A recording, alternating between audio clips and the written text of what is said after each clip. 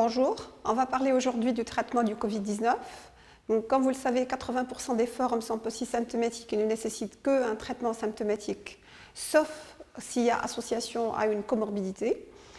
Là, le traitement symptomatique, c'est du paracétamol essentiellement avec un peu de vitamine C et vitamine D. Le patient peut rester à domicile avec une surveillance téléphonique et peut-être aussi médicalisé en cas d'aggravation. Pour les autres formes, qu'elles soient polysymptomatiques avec comorbidité ou formes modérées ou graves, dès lors qu'il y a besoin d'oxygène, on est obligé de l'hospitaliser. Et là, le patient bénéficiera d'un traitement à base d'oxygénothérapie aux lunettes avec protection par le masque ou par le masque à haute concentration en cas de besoin, d'une prescription de vitamine C, de paracétamol pour lutter contre les allergies, et puis il va avoir de l'azithromycine 500 mg par jour à J1, puis 250 mg pendant 4 jours, le tout associé à l'hydroxychloroquine, 200 mg x 3 par jour J1, puis 200 mg x 2 pendant les 9 jours suivants, ou chloroquine, 400 mg 2 fois par jour pendant 10 jours.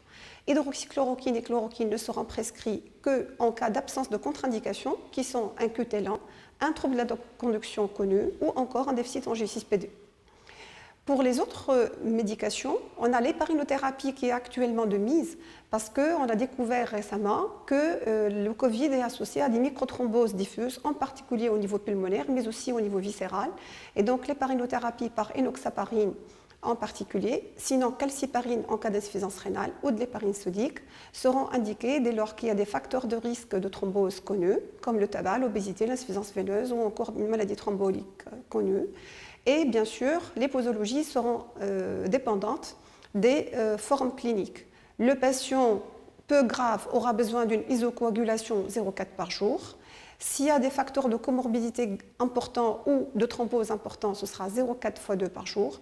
Et en milieu de réanimation et dans les formes les plus graves, ce sera une dose anticoagulante pour prévenir ces microthromboses, mais aussi les embolies pulmonaires. Et là, la durée sera de 15 jours à 28 jours, selon le cas particulier du patient. L'oxygénothérapie sera essentiellement non invasive pour le moment, vu qu'on a découvert que la CPAP est de mise et non pas la ventilation invasive qui aggrave les patients, vu que ce n'est pas un SDRA.